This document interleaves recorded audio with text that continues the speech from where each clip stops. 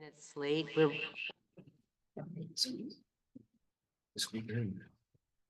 turn that off. There's 2 minutes late because one of our council members is stuck in traffic, and so is one of our staff who is going to give a report. Is there something going on out there that anybody knows about? Traffic is really bad. I mean, it's back to up to South. Really? All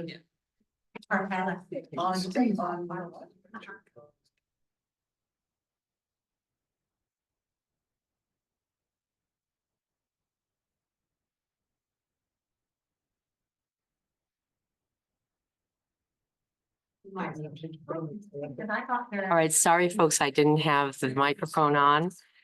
We're going to start a few minutes late. I'm getting feedback. It's from me. Jeez.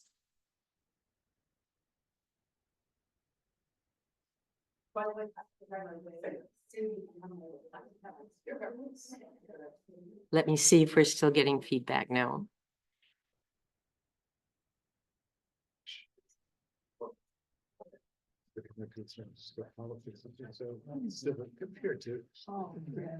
For the folks online, we're waiting for a staff member who's going to give an early report, and also for one of our council members. They all seem to be stuck in very bad traffic coming from the city. Actually, it was bad at 4 o'clock this afternoon. It was stopped between Larkspur and here going north.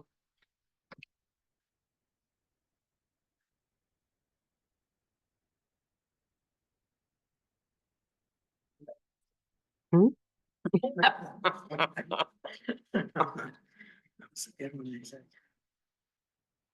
Okay, we can do this stuff. Can do. Are we talking to me? Or are we talking to ourselves? What?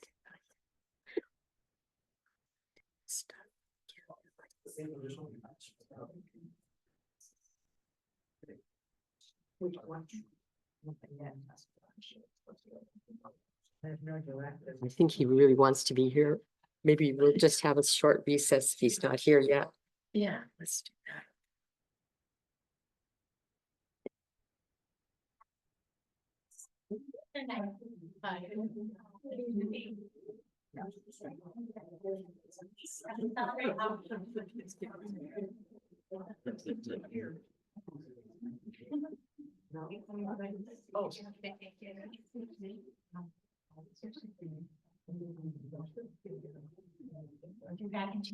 So I think I'm going to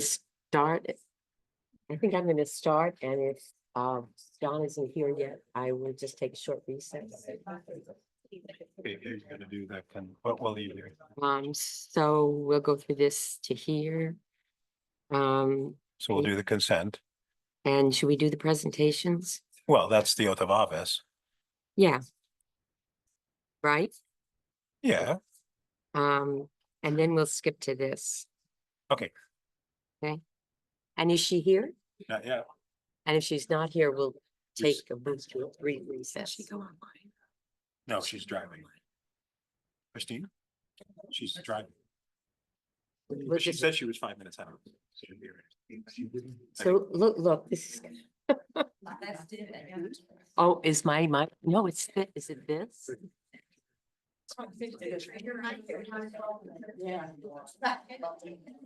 Scrolling up on the.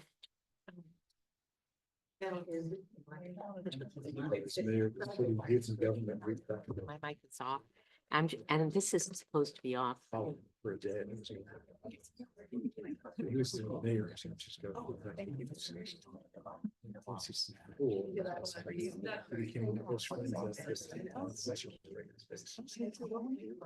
I was youth mayor of the city. All right, folks, good evening. Thank you for coming.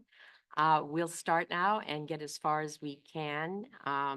We may have to take another break to wait for our council member, but let's get things rolling so we can get to the really exciting. So will you give us the call to order, please? Yes, thanks, Madam Mayor. Starting with the roll call, Councilmember Nick Farr. Present. Councilmember Ryan is absent. Councilmember Wellner is absent but expected soon. Vice Mayor Thier. Yes. And Mayor Fredericks. Here. Thank you. Lee, can you give us some of the instructions for remote and oral communications? Yes, this is the time of the agenda for public comments for items not on the agenda. And if you're calling in on Zoom and would like to make a comment during this meeting, please use the raise hand feature of Zoom, which will indicate to me that you would like to make a comment. You can find the raise hand button on your webinar controls bar on the bottom of your Zoom window or smartphone screen. If you're calling in using a phone, you can dial *9 to raise your hand. Thank you. Now is the time for public comment on items that are not on the agenda. Is there any public comment? Please come forward, tell us your name and speak to us. Thank you. Thank you, Councilman. Here. My, can you hear me? Okay. My name is Anna Thomas, and I'm the co-founder of the Tiburon Climate Action Committee, which, as you know, is committed to helping the town dramatically reduce its greenhouse gases and to achieve the 2022 climate action goal of 50% reduction below 1990 levels. I know you're going to be discussing an action item later in the agenda dealing with building electrification, which fits squarely under the two of the key strategies of the climate action plan. But I wanted to call your attention to the seventh key strategy, community engagement. Our group was asked by Grace, your sustainability coordinator, to help implement this strategy. So as you may recall, the topmost commitment under the community engagement strategy is to promote resilient neighborhoods and increase participation in its workshops by 25 households annually over existing levels. So many of our Climate Action Committee members have taken resilient neighborhoods workshops and found that perhaps the most effective way to educate and motivate people to take meaningful steps in reducing their greenhouse gas emissions of their homes and in their lifestyles is this 5-part resilient neighborhoods workshop. So we're reaching out to you to be leaders and role models in this effort. We urge the council to do all you can to promote resilient neighborhoods, such as inviting its founder, Tamara Peters, to make a public presentation to the council about resilient neighborhoods, and most importantly of all, by enrolling together as a leadership team in one of Resilient Neighborhoods workshop series that begin in January. Nothing would send a stronger message to the community, we believe, of the value you place on resilient neighborhoods as a place to learn in depth about what you can do and how to go about doing it than participation in a Resilient Neighborhoods workshop. And there are a number of elected officials who individually have taken Resilient Neighborhoods workshops, including members of the Board of Supervisors, the Mayor of San Rafael, council members from Mill Valley and Ross, San Anselmo, Fairfax, Belvedere, and Novato. And by taking a Resilient Neighborhoods workshop together as a team, you all could be exceptionally powerful climate action role models for the Tiburon community and far beyond. So I believe my friend and co-founder of the Tiburon Climate Action Committee, Pat Goss, is going to be joining us by Zoom. And I'll let her say give you some more details about the importance and the effect it had on our team. I think she'll be joining us now. Thank you so much. Thank you, Sana. Bye. Is there any online public comment for items not on the agenda? Yes, I'll recognize Pat Goss. Yeah. Can you hear me? Yes. Yes. Okay. Well, I'm Sana's buddy, and we're two grandmothers, and we took this Resilient Neighborhoods course about, I was saying, 7 or 8 years ago. We did it in my living room. We had, I think there were 8 or 10 of us. And the thing about learning about climate and what you can do to get the community involved is understanding what's going on in your own house, how much water you use, how long your showers are, what you shop for. And the workshop starts with an analysis of where you are in your own home and in your own environment. And it's very interactive. And I think if we want to get community engagement as a goal, we really have to create an interactive project. And this would be a really good one to start. Now, Sana has this idea that you're all going to take it together. You know, that's nobody pushes like Sana, as I say, nobody's more persistent. But it's a good idea. And I said to her, well, maybe for you guys, we would Tamara could cut the workshop down a little bit so you could choose what parts of the workshop you wanted to take. Anyway, I highly encourage it. I have a 14-year-old granddaughter who's a friend of Sana's granddaughter. And I was just thinking today that 14 years old is almost the right age. And so maybe we could do something at the library for teenagers where they're old enough to take it home and understand what it would mean in their house and in their neighborhood. Anyway, that's really all I have to say. I love this town and I love the council and I love what you've done. So, and Alice Fredericks, we're all so proud of you and all that you have done for this community. Thank you. Thank you for all of your comments tonight. Are there any further public comments? I'm seeing none. None on Zoom, any more in the room? I am seeing none. We'll move now to the consent calendar. Would any member of the public like to comment on the consent calendar? I see everybody turning pages. And I am thinking not. I'll bring it back to council. Would any member of the council like to take an item off the consent calendar? Seeing no enthusiasm for that, I will entertain a motion to approve the consent calendar. So moved. Second. All in favor? Aye. Aye. Aye. You don't need a roll call vote tonight, right? We'll move now to the oath of office. And is staff making an official announcement about the election results? Yes, with the adoption of the consent calendar, the council has officially certified the results of the November 5th general municipal election. And now we are prepared to officially swear in our two council members. Holly Thayer and Isaac yes, Nickbar. thank Yes. you. Yes. I just want to take one moment. I'm sorry that my voice is out, but I do want to acknowledge all of the work that our town clerk Lee Delana, sorry, married name, did during this election. She had a tough job. There were 4 candidates, and that's a lot of paperwork, a lot of people. And I just want to thank you so much for all the work you did. So we'll proceed now with the swearing in.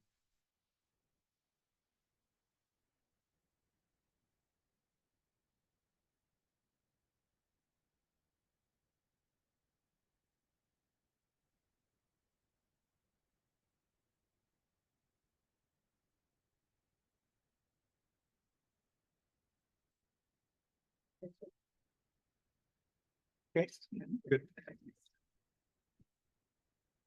Perfect.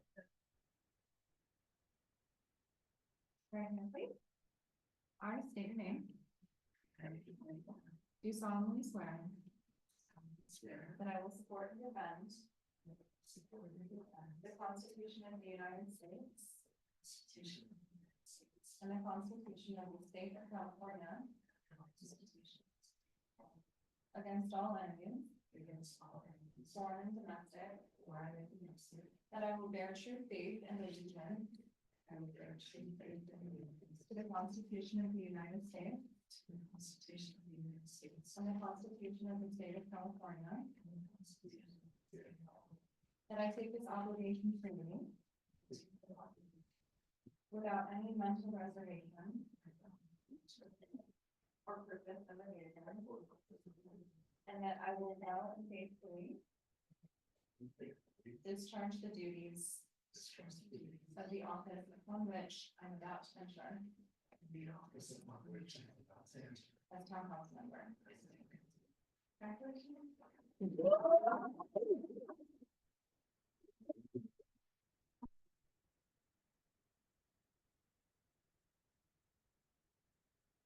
All right, congratulations on your election. And congratulations to the voters for doing a good job.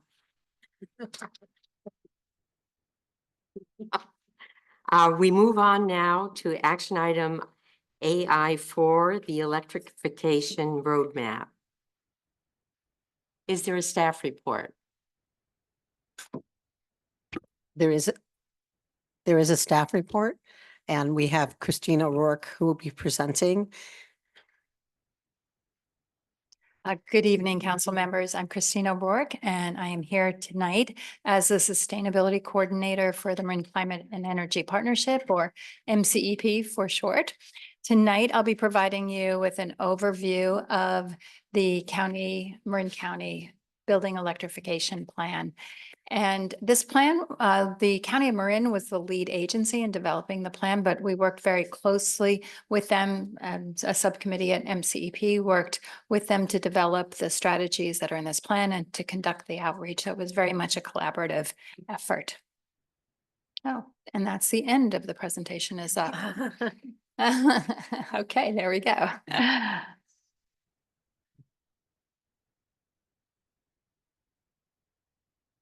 So there were several reasons to preparing a countywide electrification roadmap, and the impetus for this plan started with the Marin Civil Grand Jury report, which was released in 2022.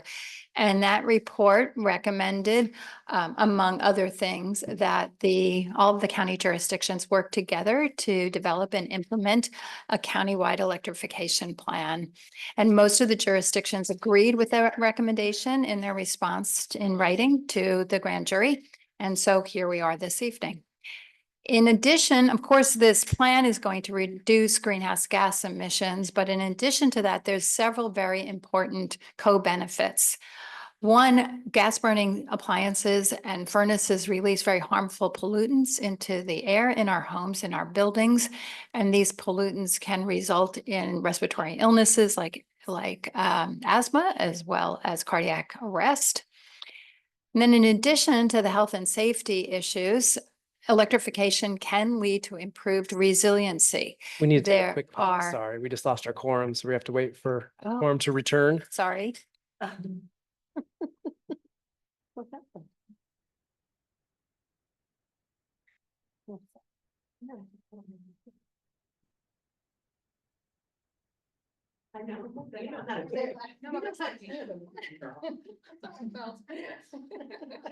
One of our council members disappeared and we need to proceed only if we have a quorum. So we're waiting for her to come back.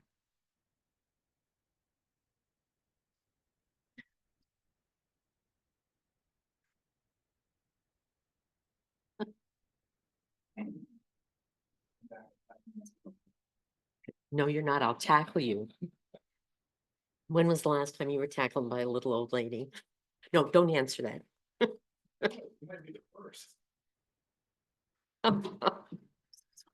All right, we're a quorum again. Please proceed with the report.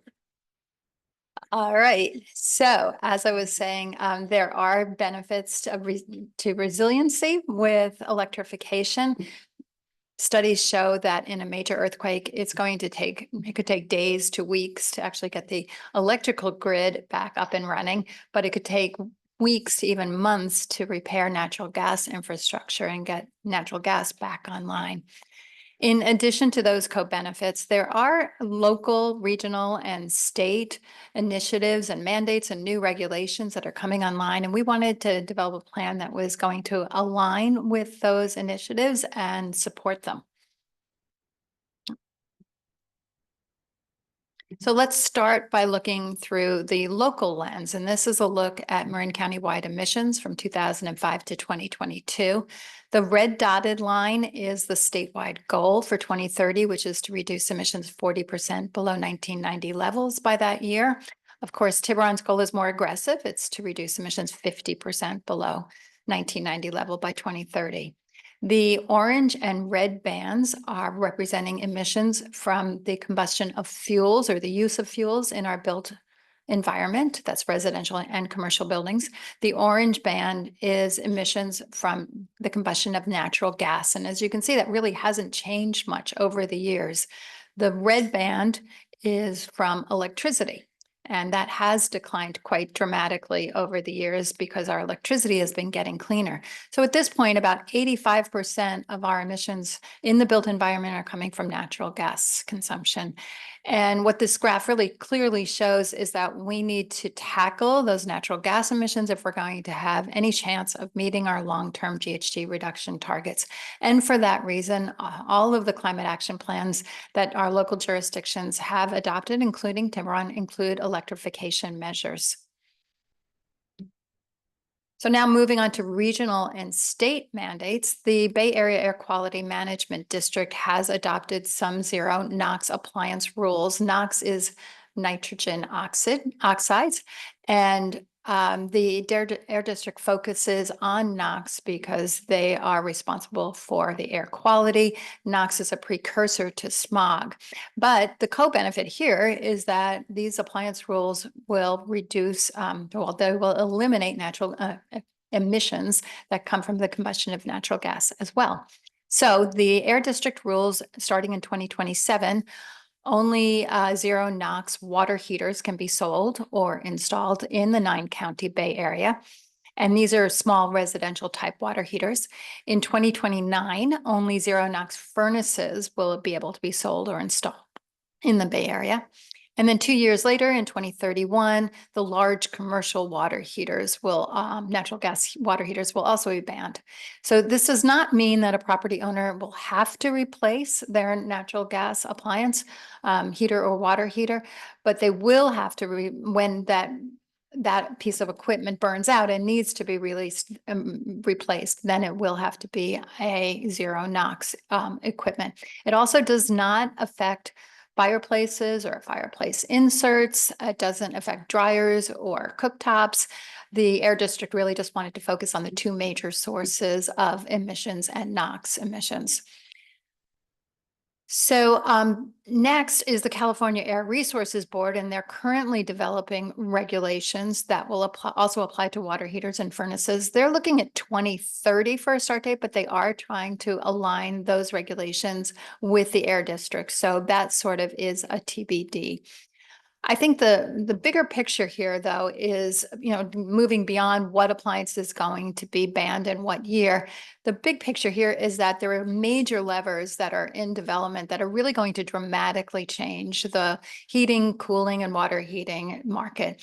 And we wanted to have a plan that was going to respond to and support those levers, because really on the regional and statewide level, they're going to be able to have much greater impact than what we can do as a local government. Oh, excuse me. So this roadmap took about 16 months to develop. And as I said, the staff worked very closely with the MCEP members, which represent all of the cities and towns in Marin County. We had 3 workshops that were actually pretty well attended, and there were representatives from a lot of different groups. So we had disadvantaged communities representatives there, but we also had realtors and developers and property owners and renters. And we had local government staff there. There were representatives from regional agencies and the utilities. And these stakeholders worked together over months to develop this plan. It was truly a collaborative effort. We were looking to come up with solutions and with recommendations that everybody could support. And in the end, that's what we did. So let me move on to the next slide. So there are 10 recommended actions in the plan. The first is to create a central hub for easy access to electrification information and resources. The county actually has already started this. They have a website called Electrify Marin, which has a ton of information in it. Shows you where to get rebates, and it points you to other kinds of information as well. Third-party services like Ready, Set, Replace. The second one is to implement advanced green building and electrification codes. And MCEP is currently working with the state energy codes team because there is a new building code that will have to be adopted by the end of next year by the town and by all the jurisdictions that will go into effect in January 2026. So we're looking at this new code and trying to figure out how it's going to affect the climate zones in Marin County and what that means, and if there are places where we should be pushing further. And we are going to be developing a model code that all of the jurisdictions can consider adopting. The next recommendation is to implement permit streamlining and incentives.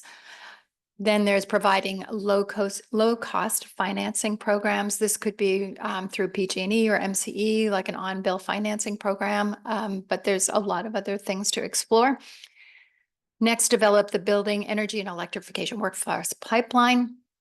Work with PG&E to improve infrastructure planning and grid interconnections, which is really important, especially when you consider how much electrification and capacity we're going to need in the future. Implement actions in partnership with community-based organizations. And we got a good start on this in the outreach that we conducted for the roadmap. Implement the Marin County-wide EV acceleration strategy, and that gets out electrifying the vehicle fleet. Implement a time of listing energy assessment policy.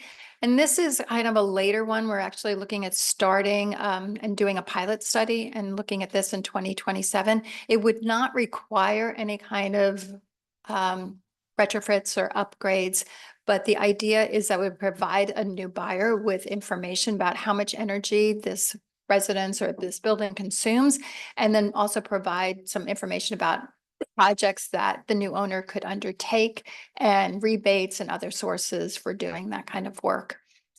And then finally, pilot a neighborhood scale electrification and gas infrastructure decommissioning project. So, so the plan is, it does have a timeline and some specific steps that local governments can take to implement the plan. And I want to stress that it's not, it's not a, the plan can be, just one second. The plan is solely advisory. Those are the words I was looking for. The adoption of the plan does not require the town to take any specific actions.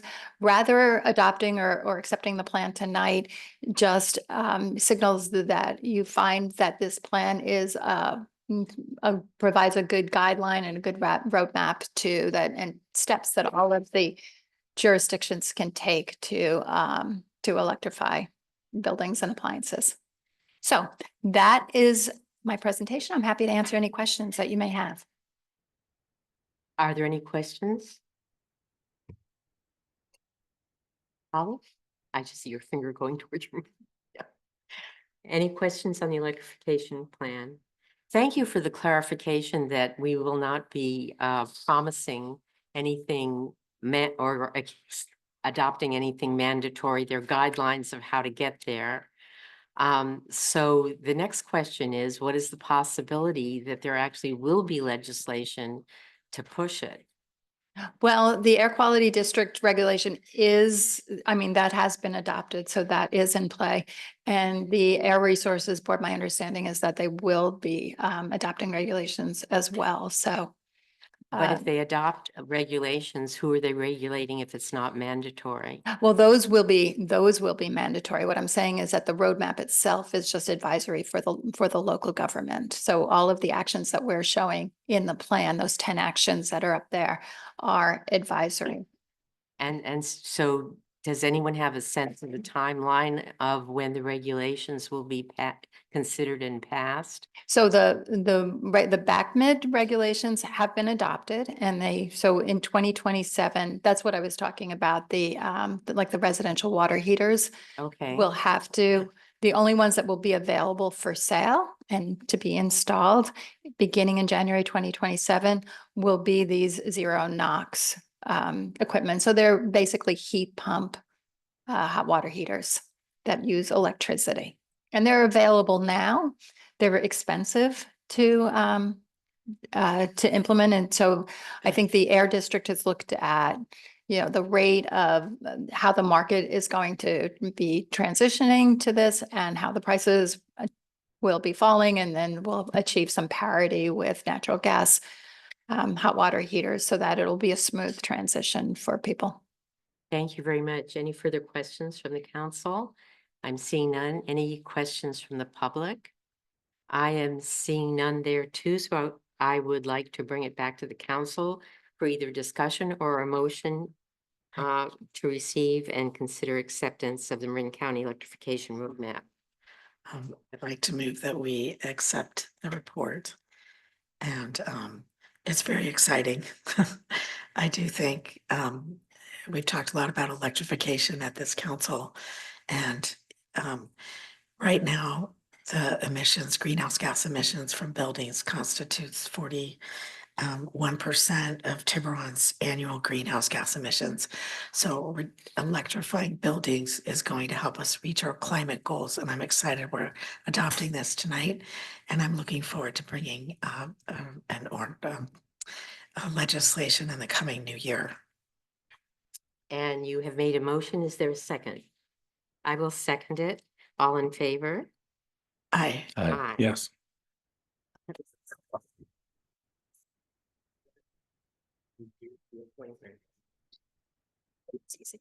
It's just accepting this.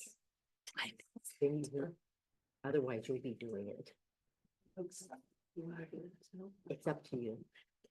Okay, so let's, before we move to the election of our vice mayor and mayor, let's do the last part of the town business, which is the town council ad hoc subcommittee appointments. And this merely is a creation of last year's. We'll be adopting the new one next year. Is that right? Sorry, what?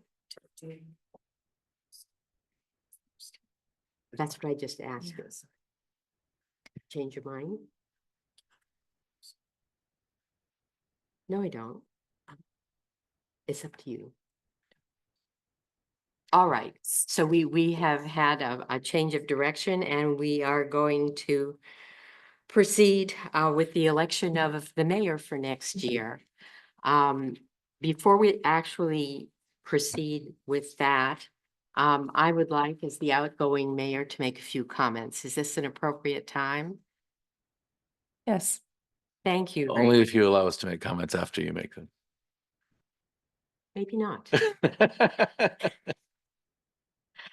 In the first place, I would like to start by simply thanking all our community members who work on our boards and commissions. They're just outstanding.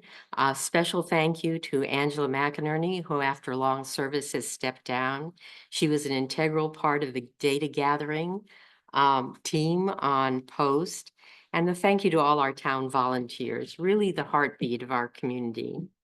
I would like to skim over some of the business this council took care of in the past year, because working together, we've established many milestones, and I'll read it fast.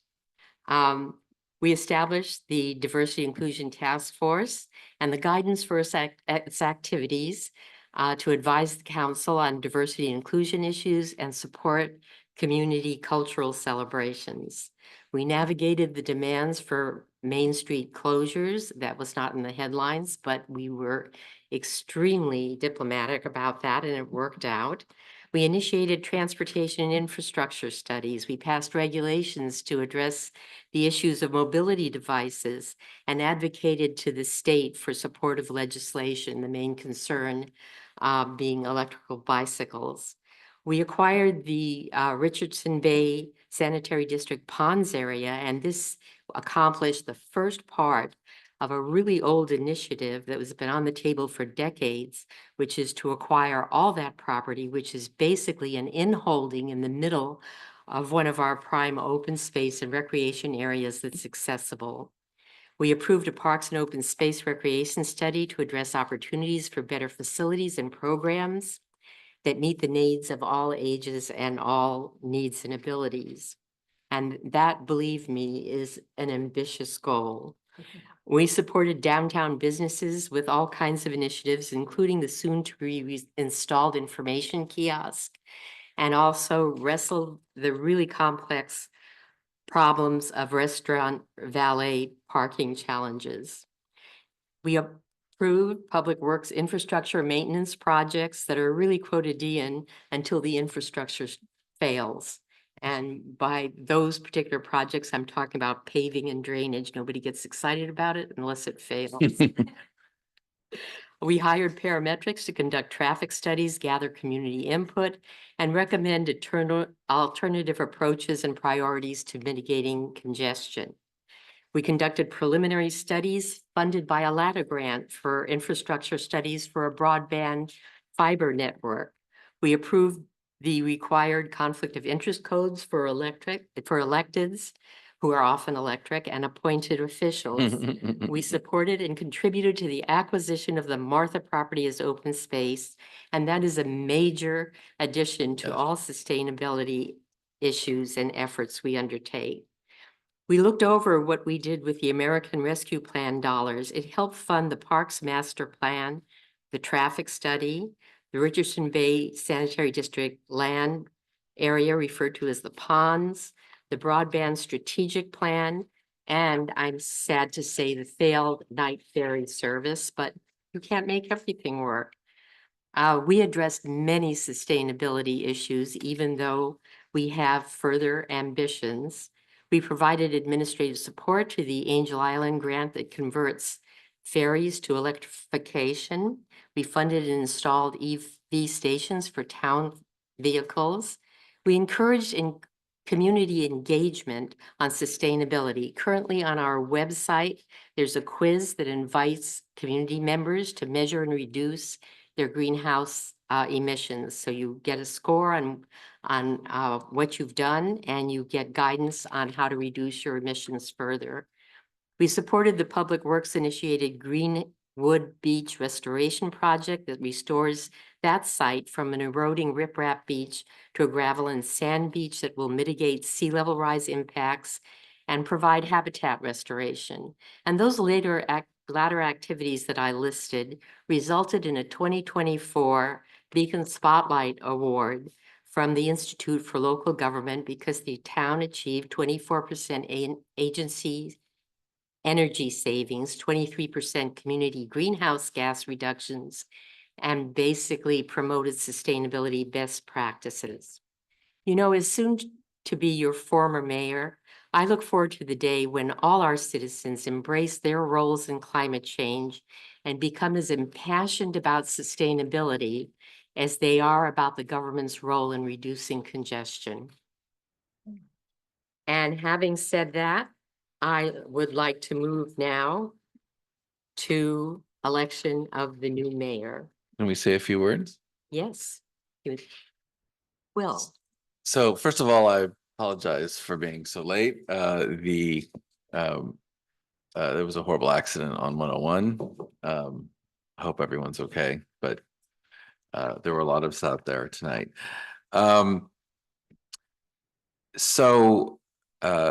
Mayor, I can still call you Mayor for another few minutes.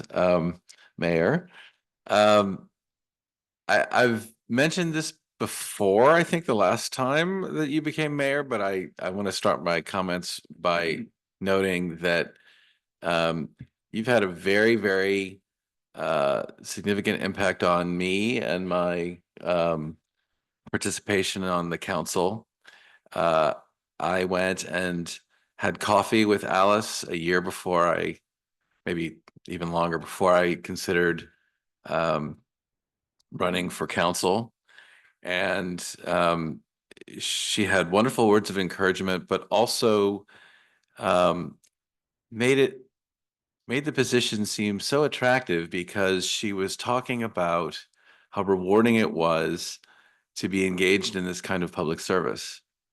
And I remember it to this day, and it was largely responsible for me going forward. And I really appreciate that, and have kind of, while I've been on the council, have viewed you as sort of a mentor, and I really, really have enjoyed all these years working with you. What I would say, and I think I mean this in the highest form of praise, I think you are possibly the most public spirited person I know. And it's really, every conversation that we have, you're thinking about people other than yourself. You're thinking about the town, you're thinking about what's good for the town and good for the state and good for our residents. And it's inspiring. And I think you've once again, how many mayorships has this been now? 5? 5 times mayor. That is definitely, I don't even have to look. I know that must be a record. It's a tribute to longevity. Tribute to longevity. But all the accolades are well deserved, and I want to thank you for this last year. I look forward to coming years, and it's always a pleasure to work with you, and you're very inspiring. Thank you. Thank you. All right, are we? Oh yeah. Well, I also wanted to say thank you for your service over the last year. I think I'm not sure if you remember this, but early on, when I was still a parks commissioner, we had coffee, and I think we might have spent a couple hours in that room over there, and just might have been longer than a couple hours. But I think I was incredibly impressed by your detailed and thorough approach to how you look at things, and it was incredibly inspiring to me to really understand the process of how things work and how important it is to understand issues so that you can make an impact. And so I'd like to say thank you for your leadership over the last year, and look forward to maybe another turn, hopefully in the near future. All right, I'm not going to, let me know when you're ready to move on. I have something to say. Oh. Yeah, sorry for those of you who didn't hear earlier, but my voice is out, but it's not going to stop me from saying something about Mayor Fredericks. So I just want to start with the end and say, wow, what a list of accomplishments. All of those things happening under your leadership, Mayor Fredericks. I think my colleagues have echoed the essence of who you are and what you stand for. And you have given so much time and talent and energy to this town, not just this past year, but you've been elected for a little bit of time. You probably just blinked and it was a couple years. How many years has it been? 2001. It has been 24 years. So I want to acknowledge that, because that is a lifetime, and the amount of work that you do. See, my voice is coming back now because I'm talking about you. So the amount of work that you've done for this town, your commitment to sustainability, to moving things forward.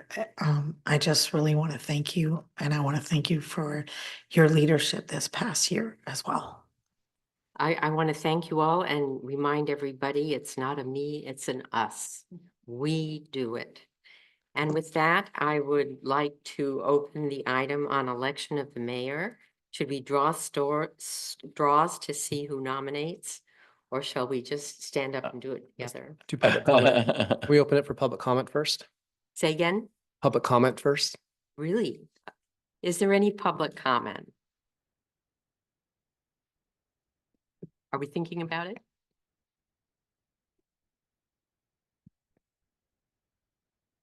I am seeing none. Yes. I'll just say what a pleasure it's been to work with you and your infectious spirit. It's been wonderful, and I look forward to more. Thank you, Sana, but I do recognize the compliment as an incentive to continue doing whatever I can to implement your great ideas, right? Is there any? Yes. So this is Tina Pikeday, and I just want to say thank you from the bottom of my heart for all the inspiration that you've provided for the Diversity Inclusion Task Force in particular. I'm very excited that we have a strategic plan, and I remember having coffee with you as well, Alice. So I think coffee is one of your favorite drinks. It sounds like you've had a lot of coffee with our fellow council members, and just thank you again for your service. Thank you. Seeing no additional comments. No additional comments, so I do bring it back now to the council for nomination of our next mayor. All right, I'm going to seize the microphone and nominate Holly Thier to be our next mayor. Second. And I'll second it too. All in favor? Aye. Yes. Aye. And with that, I turn the running of the meeting over to you for the election of the vice mayor. I have never used it, but go ahead, do it. Thank you so much. Thank you very much, everybody. So now we're going to move to the election of vice mayor. And I would like to see if there are nominations. I would like to nominate John Wellner for vice mayor. Second. And we should open for public For comment. public comment. Is there any online? Seeing none. Okay, then why don't we take the vote then? Do we need a voice vote? You don't need a roll call vote. Okay, great. So all those in favor? Yes. Aye. Aye. Congratulations. Thank you. The next item is Town Council Ad Hoc Subcommittee appointments. So we are going to be creating two committees. One is the 2024 Town Manager Performance Evaluation. The other is the 2025 Budget Finance Committee. Do we have public comment on either of these? Seeing none. Okay, I'm going as a point of personal privilege to request that Isaac Nickfar serve as on the 2024 Town Manager Performance Evaluation Committee, and that John Wellner our Vice Mayor, serve on the 2025 Budget Finance Ad Hoc Committee. Is that acceptable to everyone? Yes. Yes. Okay, then we can have a vote. I did public comment before. Yeah, I just Do it want to again. clarify. Just one member on each ad hoc or, Yes. okay. Well, one plus the mayor. Plus Plus the the mayor. mayor. I want to make sure that Yeah. was clear. Mayor on Yes. both. Okay. Plus the mayor's always on that. Okay, so all those in favor? Aye. Any opposition, any abstention? Do Great. we have to nominate you to be on that committee too? I think We Ben just did just that. did. Just We did Ben that. clarified that I that just was want to part of the clarify motion. that. Oh, was- at the same. yeah. Clarify the Okay. motion. And before we vote, was there a second for the record? I Second. didn't catch it. Thank you. No, seconded.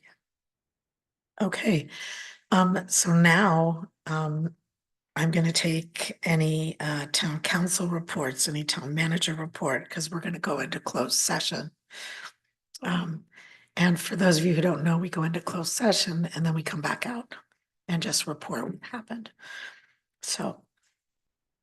Right. Any public comment on closed session Okay, item? thank you. Any public comment on the closed session item? Okay, Seeing none. Was there a town manager report? I just briefly want to remind council, this is the last business meeting of the year. And the town staff will be on the annual holiday furlough. The last day of 2024 that town hall will be open will be December 23rd. And town hall will reopen on Monday, January 6th, the public. Very good. okay, thank you. So at this moment, let's adjourn to closed session and thank you.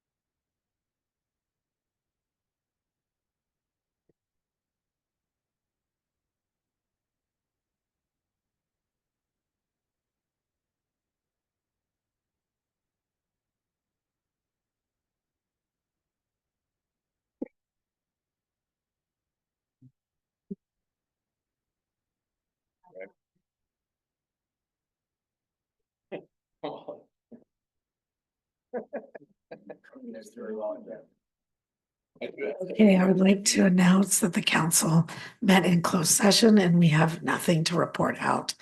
And do I hear a motion for adjournment? Do you need a motion for that? No, so we're adjourned.